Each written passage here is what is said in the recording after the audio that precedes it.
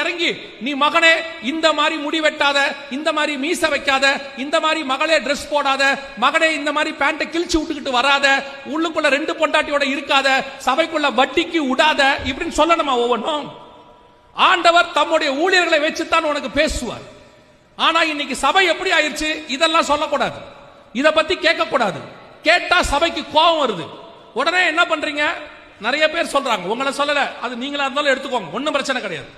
உடனே என்ன பண்றாங்க? வேறொரு சபைக்கு, அங்க எப்படி வேணாலும் துணிகரமா இருக்கலாம், என்ன வேணாலும் சொல்லலாம், பலிபீடத்துக்கு மேல நின்று என்ன ஆட்டம் வேணா போடலாம், சினிமா பாட்டு பாடலாம்.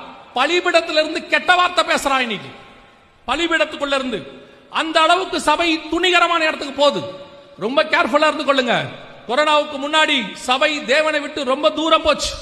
அதை திருத்தறதுக்கு தான் கர்த்தர் ஒரு பிரேக் கொடுத்தார்.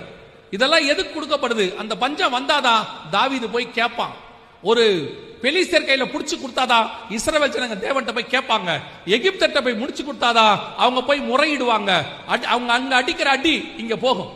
அதுக்கு தான் ஆண்டவர் அந்த மாதிரி காரியத்தை அனுமதிக்கிறார். சபை அதை பார்க்கல. என்ன செஞ்சுட்டாங்க? கொரோனால நிறைய சபைகள், அது கொரோனாங்க வந்துச்சு, ஏதோ அதை ஸ்பிரிச்சுவலாவே ஹேண்டில் பண்ணல, அதோட ஸ்பிரிச்சுவல் காரியத்தையே பார்க்கல. தேவன் கிட்ட போகணும். இப்ப பாருங்க, ரெபெக்கா